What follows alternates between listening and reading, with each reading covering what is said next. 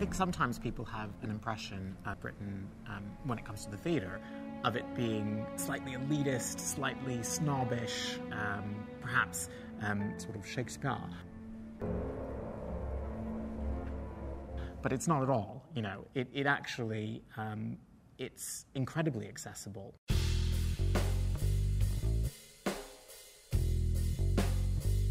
I think that worldwide theatre has a reputation for sometimes being only for the privileged or only for the wealthy. But I think that isn't true, and I think it's particularly not true in the UK. The National was created for there to be a real home for the performing arts in Britain. It's the most democratic institution that you could imagine. It is for all the people. It enriches a culture. It enriches the country, you know, on a national scale and on an international scale. I'm the head of digital media at the National Theatre, and really what my job is all about is opening up the theatre through digital resources. We launched this project called NT Live, which is a new series from the National Theatre where we film some of our productions and broadcast them live around the world to cinemas. To me, NT Live is really all about access. We're going to over 300 screens in 21 countries in Europe and the States. It's like opening up the walls of the theatre.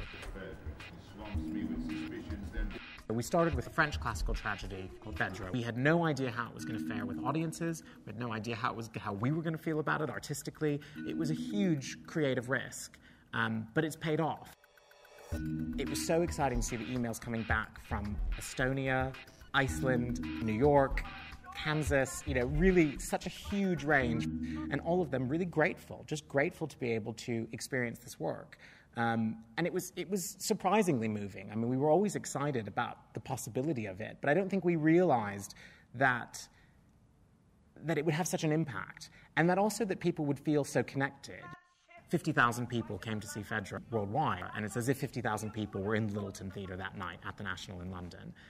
And that's incredibly exciting, and that's never happened before. So we have sort of a virtual capacity, which has been completely expanded. And it means that more people can come, more people can enjoy it. Where in the States, most support for the arts comes through private donors, through charities, and through corporate sponsorship. Here, you have something quite unique in the UK, which is the public funding of the arts, and that there's public subsidy. The National is subsidised by the UK taxpayer. And what that allows it to do is to keep ticket prices very low and accessible, so people can still come to the theatre and see some of the greatest actors in the UK for £10. You just couldn't pay that on Broadway, it wouldn't exist. So it allows the National to do incredibly risky work, but at a level of quality, of professionalism, which you wouldn't see anywhere else. Today is the second camera rehearsal for our broadcast of Nation. Nation is a really dynamic show, and one that we're really excited to do because it's our first live matinee. And it's the first time that we can start to engage a children's audience, a family audience. The amazing thing about having such strong public support for the arts is that it sends out a message to audiences, to people, that the arts are important.